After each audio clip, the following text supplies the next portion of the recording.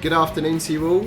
You join us for something a little bit different this afternoon. We're going to do a special one-off episode where we're looking at building our ultimate F1 team from all of the history of Formula One. So we'll be looking to choose a team boss, a car, two drivers, one being a world champion and the other not being a world champion. So let's go. I'll just run through that again in case you missed it. There's a lot of drums and guitar going on. Yes, we are gathered here this afternoon to discuss the history of the greats of Formula One. We are going to be building our own ultimate F1 team. To allow us to do that, we're going to choose the team boss, person we want in charge of our team, a car, and this can be any person, any car, from the entire history of Formula One, so from when it was inaugurated in 1950 up until now.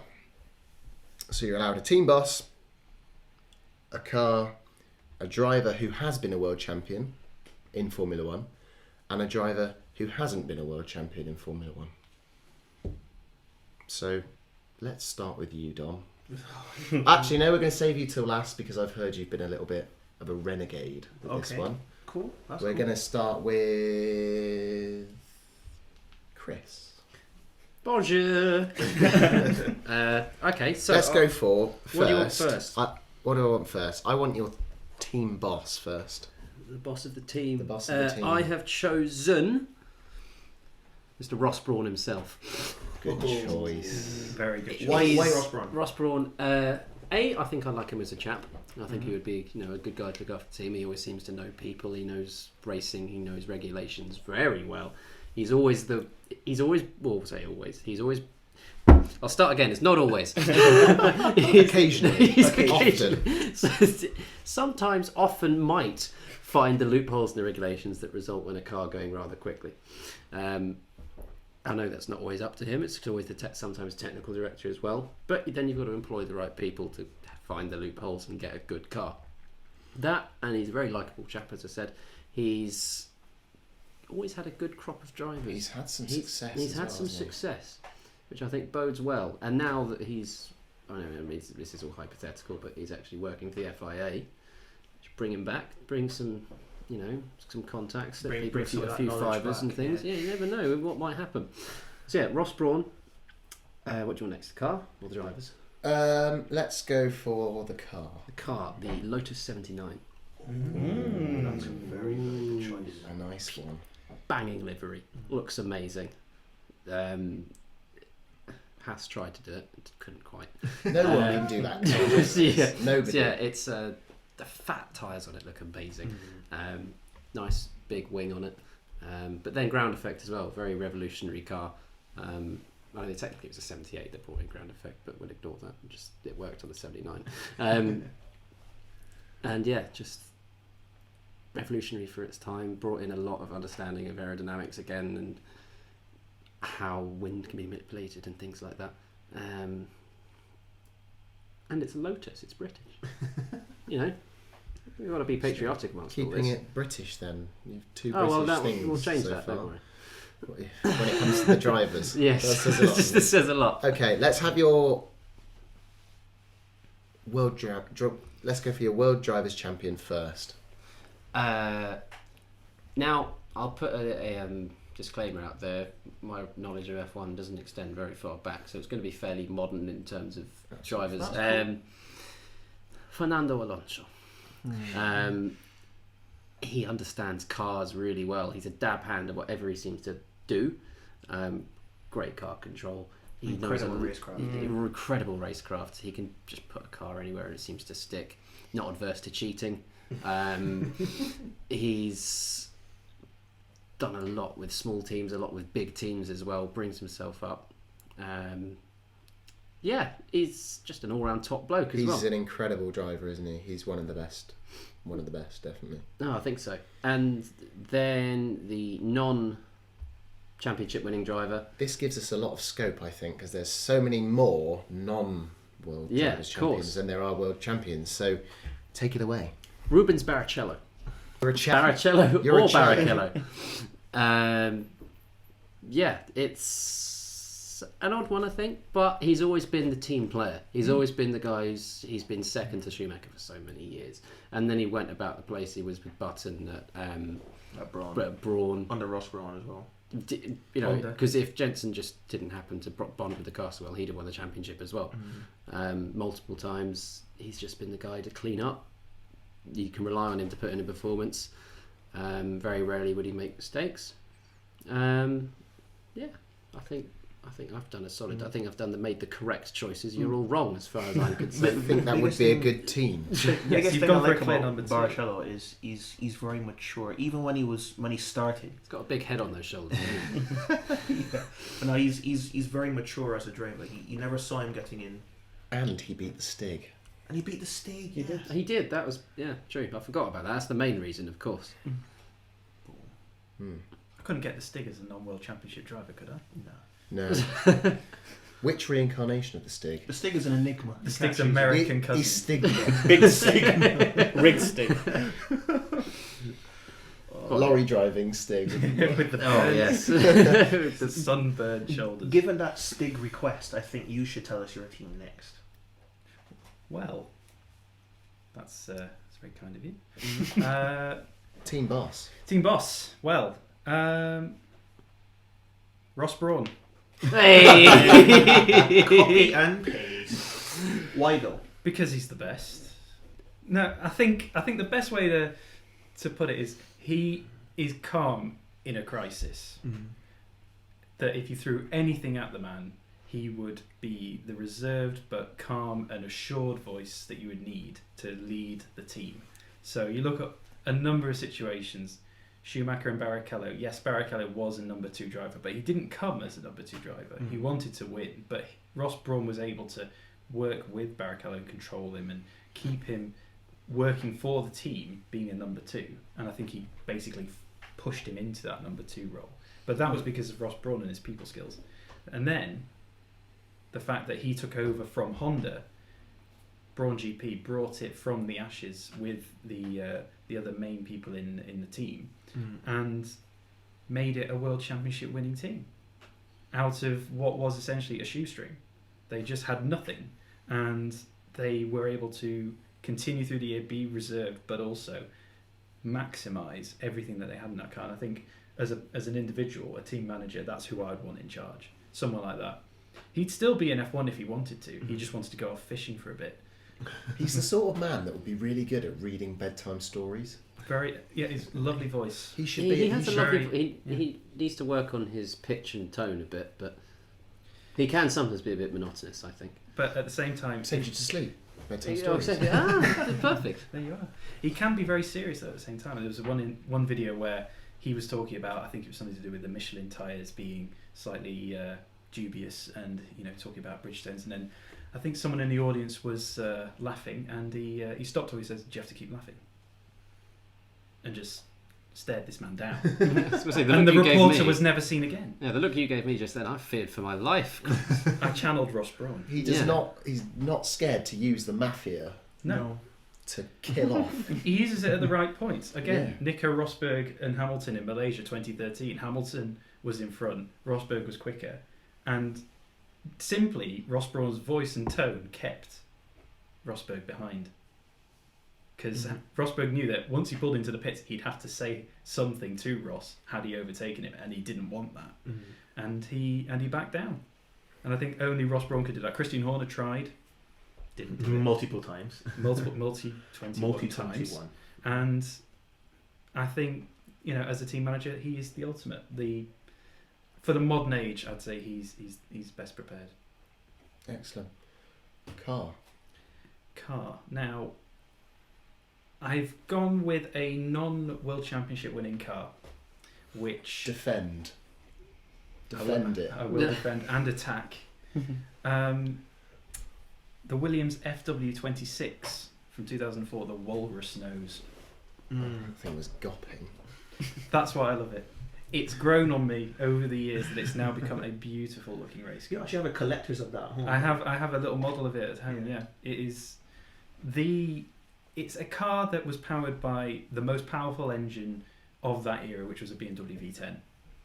It had over 900 horsepower. It was only second fiddle to McLaren and Ferrari in the year. So it wasn't a slow car. It looked great, blue and white, fantastic livery. And I think that if you had someone in charge like Ross Brawn, you could actually extract the most from it. I don't think they fully optimised that car. They didn't have the right relationship with BMW. It was Williams with BMW, not, and it sort of was two different people, two different organisations trying to fit one car A together. bit like Honda and McLaren A bit like Honda recently, almost the second time round. Yeah, one that wasn't quite as catastrophic, but yeah, definitely. And I think that car would, in the right hands, have been a challenger for the title. Whose hands would you put it in? Let's go for World Drivers' Champion first. Well, World Drivers' Champion. I'm going to throw a curveball here. I'm going to say Jim Clark. Oh, I nearly picked him. Jim Clark. I nearly picked him as well. And I've got some stats to back this up. Oh Christ! Here we go. Let's just pause the recording and we'll pretend that he's listing all the stats. 73 races, 25 wins. Not bad. That's pretty good. That's almost what? That's just under 50%. No, it's nearly nearly a quarter. third. Nearly a third. It's nearly a third. Quick maths. Quick maths, yeah. He was, of his generation, the most naturally gifted and could drive any car. He drove F1 cars, F2 cars, touring cars, Le Mans cars. He was so versatile that I think you could throw him into a modern F1 car and he would be as quick as some of the modern drivers today. I think he is, as a personality, someone who doesn't necessarily lead, with being vocal, but would be the person that within the team you'd back as the person you trust to get the most out of a car. And of his generation was just the most talented and would be up there with one of the greats of all time. Yeah, definitely. Can't argue with that, really. No, let's go for your non-World Drivers' Champion then. Well, to go with the Williams FW26, Juan Pablo Montoya. I know he's a hero of yours. He is a hero of mine, actually. Just, again, sort of come late to this fact, because I was a Schumacher fan at the time, being 10 years old. Looking at someone winning, you'd naturally go towards the winner. Glory Hunter. Glory Hunter is another word for it. But looking back on it now, I just believe that Montoya's mentality was just the right one, and something that now that I'm grown up, I actually think he didn't care who you were, he was going to overtake you. He didn't care that you were Michael Schumacher, he was going to send it down the inside. He would drive everything 100%, and if you gave him the car, he would win. It was just a case of being in the wrong place at the wrong time with a slightly underperforming team rather than driver. So I think if you gave him the opportunity, him and Jim Clark, it would be what should I say? It would be, if Jim Clark couldn't deliver, it would be Montoya that would back him up with a good result, potentially a win. Complement each other. Fireworks with Montoya and ice cubes with Jim Clark. Yeah. That's a good team. Fab. I think it's going to win. You'll see. We'll see. On to the next one then.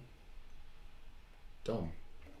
Okay, well, I'm just going to get straight to it. Zach Brown, because a bit of, variety. He's a businessman. He knows what he's talking about. Given his record with McLaren in recent times, bringing Lando and Carlos Sainz in to F1. I mean, he's let's just say, to put it simple, he's a businessman. He knows how to sell. He knows what is needed, who to put in the right positions. As a car, I'm going to go with the Lotus 98T because I just love it. Things just had incredible amounts of boost. This is just nothing, bang, like, oh my god, like warp speed. And it was a sexy car as well with that livery. Which is that the Camel? Not the Camel, the John Player Special, the black and gold. But that's what I think of when I think of the 98T. And my curveball in here is Zach Brown at the helm with Colin Chapman as a technical director. That's against the rules. I know, which is why I've done it. There was a loophole in the rules. There was a loophole. You didn't You say found it. that I could specify. And I didn't. No. Okay. No. So you've got Colin Chapman as your technical director. Yes. Okay. He's kind of like a raging bull, not afraid to appeal anything in court cases, as he did with his famous Lotus twin chassis car back in the 70s. It was 70s, wasn't it? I think. Yeah.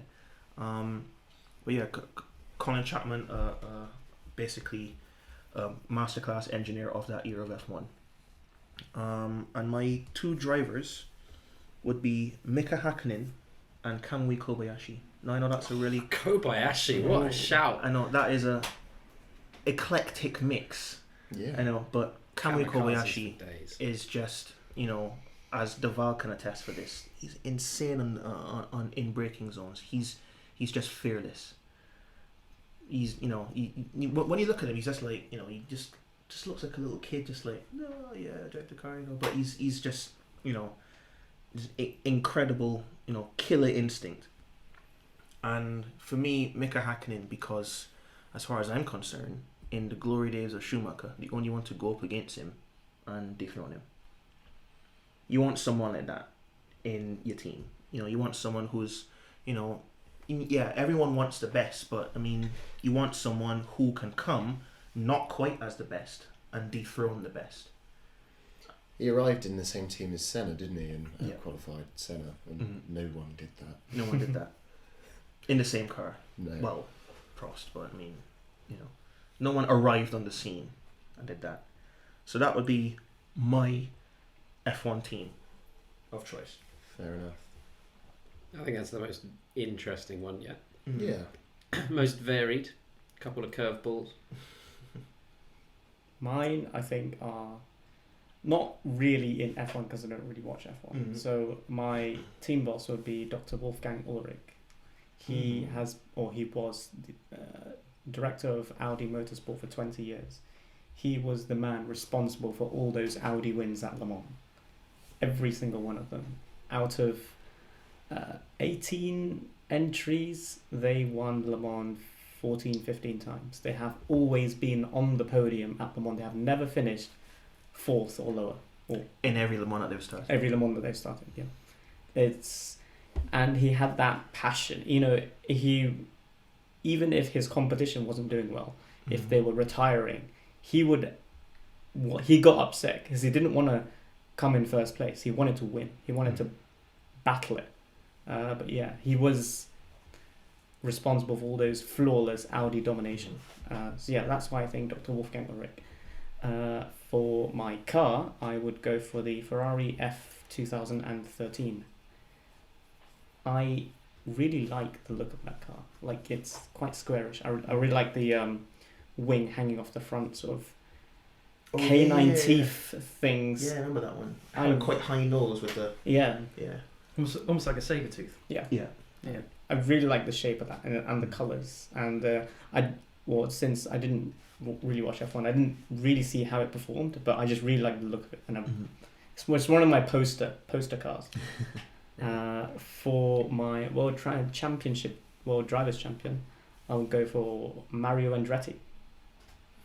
Interesting. Mario Andretti. Why? Why? Because he has one in F1, he has one in NASCAR, he has one in IndyCar. He is very good at what he does, and in very different disciplines of motorsport as well. Very, very well versed. Yes, he knows what he does. In my non-championship, or my F1 Drivers' Champion would be Tom Christensen. Tom Christensen, 9-time Le Mans champion, 9-time Le Mans winner.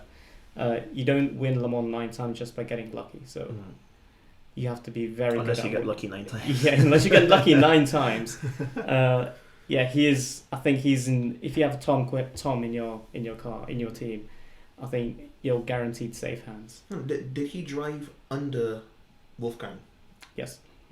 So he was with Porsche first, and then when Audi was created, he went there. Yeah. So that's a good relationship to have as well. Yeah. That's a cool team. I think Phil Daval's cheated a little bit there. He's gone, these F1 drivers, crap. If they've not won, they're rubbish. He's pleaded So I'm going to innocent. go and choose the next best race series in the world and pick that winner. Well, technically, Christensen did test a Formula One car. He didn't partake in a Formula One World Championship event, but he did drive for Jaguar. So does As a that test mean that I driver. could have chosen Sebastian Loeb then? Because he tested for Toro Rosso. I don't know. Is it in the rules? Look, you broke the rules as well, man. Get over it. You've broken the rules in Sorry. one way, you've broken them in a different way. Here we are, three of us, abiding by the rules. Yeah. Now you've said that, You're going to get thrown out apart you from need to tell us yours. I'm abiding by the rules. Bloody hope so. Come on, tell us. Would you Spill like to? beans. I mean, it's my idea, so Yeah, I'd like to hear your idea, Phil. okay. Team boss, Colin Chapman. I feel threatened right now. If you could see my eyes, ladies and gentlemen, Wait until he says Kamui daggers. Kobayashi as well. I'm staring daggers at Dom. Right. The reason I picked Colin Chapman is because he changed the game. You did. That's why I picked him as well. Okay. He changed the game because of his philosophy of adding lightness. It was not about having a thumping great engine at the front of the car with oomph down the straights. At the back of the car. No, he put the engine at the back of the car, effectively designing a cigar on wheels, Yeah. which is still the adopted approach, rear engine cars. So he really did change the game. Slightly controversial with the number of people killed in his cars due to his adding lightness philosophy. Bits tended to fall off and break quite easily. Yep. But really, I think he was just a technical genius. He thought outside the box, and he brought F1 forward and brought designing and engineering forward a lot. Imagine having him in modern F1, considering what safety was like then, and his brain in the safety that we have now. I mean, The thing is, it would be interesting though, because safety's so tight now. There's Yeah. no corners cut. Everything No. is really proper and if there's looked at, anyone that scrutinized can cut properly. a corner though. If there's anyone that can cut corners, it would be Colin Chapman. Yes. However, I just don't think he'd struggle. I think he'd really struggle. Mm.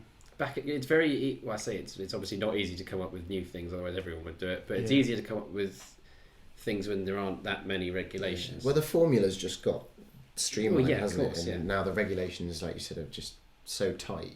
There's not really much you can do. I mean, DAS, James Allison. That's Yeah. that's quite, I'd say, quite a big That's a big thing. loophole they found there. Mm. But yeah, no, Colin Chapman, bit of a hero. What car would you car. lead? I would pick one of the dominant Ferrari cars. So I'm going to go for the F2004, the 2004 Ferrari that won in the hands of Michael Schumacher. I'm just going to pull up some stats here. That car in 2004 in the hands of Michael Schumacher, first place, retire. First place,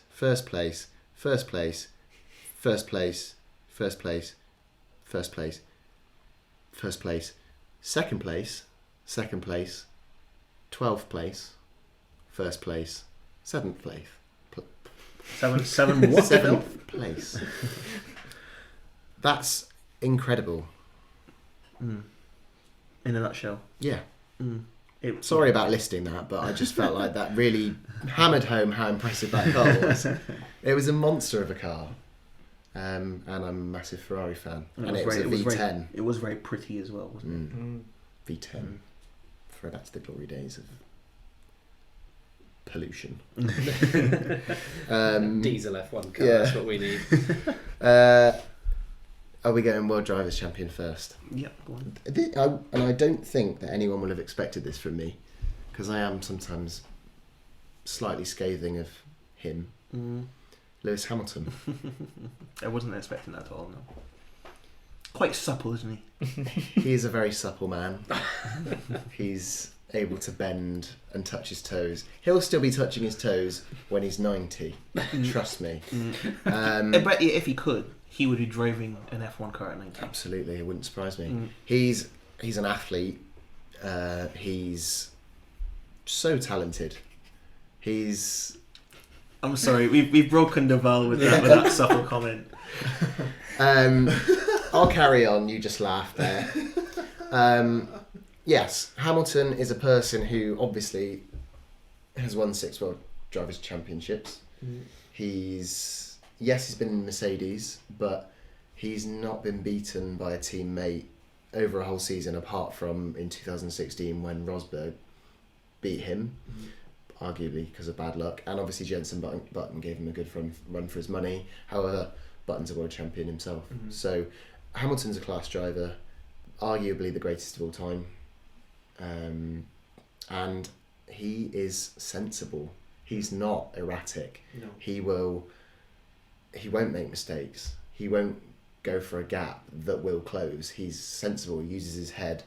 I just think he's probably the greatest of all time. Yeah, very very mature in his philosophy and approach as well. Definitely. Are you going to surprise us with your non-champion driver now? I don't know that it's that surprising. It's Stefan Beloff, who is not really a household name. No. Not many people know who he was, but he was around in the 80s. He was going to be the next big thing before his untimely death. He died in an accident whilst racing at Spa in the World Endurance Championship. But he did have a career in Formula One with Tyrrell in 1984. And that season is mainly remembered for the breakthrough of Ayrton Senna, who at Monaco in the wet drove a Tolman to second place, arguably nearly first place, nearly overtaking Alain Prost. And everyone raves about his performance in that race, but closing in on those two was Stefan Beloff. He was catching them in a car that started in 20th position.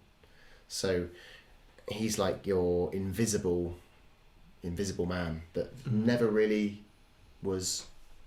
Never got the chance discovered. to show. Never got the chance to go to a top team. He was rumoured to be moving to Ferrari in 1986. I just think he would have had an incredible career. I think he would have been one of your Sennas, Prosts, Schumachers, Hamiltons. He would have been uttered amongst those names had he not been taken away. But he held the lap record at the Nordschleife for 35 years. That's not easy. No. Only beaten in 2018. So, incredible driver. Was that by the Porsche Evo? It was the Volkswagen. Oh. I was going to say that would have been... Actually, no, it would have been the Porsche. Yeah, that would have been But fitting. that wasn't an the official Porsche. thing, though, It was the wasn't Porsche that he was driving when he died, wasn't it? Russman's Porsche. Yeah, it'd break the record. That's rather fitting. But that's my team. I think Who do you think is best? Yeah, we'll vote for another person. Yeah, You can't you can't vote for yourself. You can't vote for yourself. Okay. I'm going to need some thinking time. Can we just do... So you were... Colin Chapman. was Zach Brown and Colin Chapman, Lotus 98T with Hakkinen and Kobayashi. Ross Brawn with the FW26 and Jim Clark and Montoya. I was Ross Brawn with the Lotus 79, Alonso and Barrichello. I was Dr. Ulrich with the F2013, Mario Andretti and Tom Christensen. And I went for Colin Chapman with the Ferrari F2004, Lewis Hamilton and Stefan Beloff. Who do we start with? I'm voting for Chris. Why though? I think he's gone for... Well, I was toying with going for Ross Brawn. I think equally Colin Chapman and Ross Brawn, they kind of put them up on a pedestal. The car, ground effect, and he's got Alonso in there. Alonso's a super driver. Barrichello would do a good job of bringing home those second places. So I think it'd be a good team. One vote for Chris. One vote for I Chris. would go for Phil. Oh, that seems suspiciously. No, it just worked out We've that been way. playing footsies under the table. Yeah. I think yeah, Colin Chapman's a revolutionary chap. He did a lot, made my car. So I've got to give kudos for that. And Hamilton, yeah, I think he is probably one of the greatest of all time. I just don't like him very much. And the car, it's a Ferrari. That's about it, really. It's a good car. Arguably, I think Schumacher probably did more credit to that car than it perhaps otherwise would have done in someone else's hands. But it still won a load, nonetheless. A shed load. A shed load. Yes, it won a shed load. So yeah, Phil. I'm going to jump straight in and put my vote in for Daval, purely and simply because Two cheats voting for each other. well, we don't know who Daval's going to vote for True. yet. Another cheat, probably. I see what you've done there. But Tom Christensen in an F1 car, I want to see that. Mario Andretti, I mean, we're all in our 20s, so we wouldn't even have been around to see the likes of Stefan Beloff and you know, Mario Andretti. But I mean, the Andretti name is just epic. It's like, when you think of Chip Ganassi, you think of motorsport. When you think of Ayrton Senna, you think of motorsport. You think of the Richard Petty, you think of motorsport. You know, so the Andretti name is just like It's a big name, isn't it? huge name. The entire family, you know. So that I would like to see. The 2013 Ferrari wasn't my favorite car, but you know, if you had to take Andretti in his prime and Christensen and stick him in that car, that would be epic. And also, I mean, Wolfgang, bro knows what he's doing, so that's why I'd vote for that team. Let's go for Josh next. What are you going to do? Well, I would go for You Phil's can't team. vote for yourself. I'll go for Phil's team. I would. Another vote for Phil. Tell me why you voted for me. Boost that. It's in. not Got a that smile on my face. smile on yours. It's not that £100. Can I take my vote isn't it? away now, just because of how smug you're looking right now? You've basically won. Should we finish there? Colin Chapman was, as you said, probably the greatest innovator of, for one, his generation, possibly Formula One in general. Like, he did rewrite Formula One history with ground effect, the engines and everything like that, with the putting it in the back, that was inspired. And I think generally, if you had him as a We can't ignore that comment, can we? What did I say? Especially when Dom's creasing. What did I say? Nothing. Well, you'll be able to listen at the end. I missed it as well. Engine in the rear. You should have said that. But okay, yeah, let's go. That's You like to another one. rear, you like to be rear Just- engine. Just put it in the back. Proceed. Let's go on. I don't know. I'm going to have to listen to that. The F2004 is obviously a favourite car of mine as well. It has history. Schumacher, that is synonymous with him. And then you look at Lewis as well. Fantastic driver. I'd be interested to see what Stefan Beloff can do as well. So yeah. Last but not least. Last but not least, Daval needs to put his vote in. I think Phil as well. Basically, Phil's paid everyone to vote for it, pretty much. It's- Clean This sweep. this is why this show was his idea, and now you can see why Won it. he wanted to win. Oh, I love it's my thing, isn't it? History of F1. So why Phil, Daval? Why Phil? Colin Chapman, once again, great innovator. I like people who enable tomorrow to exist today, and in F1, he enabled. Can I just Tomorrow. interrupt? What a quote! Fam, we You need need to that put on a that t-shirt. Yeah. He Merchandise made coming soon. he made cars that were built for tomorrow, which is today, or however that quote goes now. Yeah, the F2004 cracking car, very fast. Lewis Hamilton, obviously, blessed man of all motorsport, and Stefan Beloff, not only a promising F1 driver, but a very good sports car driver as well. Definitely. Yeah. Well, cheers, lads. Thank you, come again. Yeah, I think that was very interesting. That was very, very interesting. Load of interesting Hopefully, views. you I thought think. the same. Yeah. Yeah, I think. Of course, this is all for the viewers at the end of the day. Dom's, I think, was most interesting though. As much as no one voted for Dom. Did I vote for Dom? No, he voted No, for He me. voted for you. No one voted for me. No one voted for me, nor Josh. Because You're too scared to vote for the best. Too scared. The best I combinations, think obviously. Dom's So- was certainly most interesting. Yeah. Kobayashi, great shout. A kamikaze bandit. He's just a cracking driver. And the slight play on things going beside the rules with Colin Chapman as your rule breaker, I thought was quite good. Imagine Kobayashi going around actually driving a 98T now. Just imagine his face. Oh! Yeah. wouldn't hit the brakes, would he? No, he wouldn't. Yeah. No, I enjoyed that. We need to do more specials like this. Yeah. Definitely. Got Yeah. some ideas. Yeah, In my I think, bag of ideas.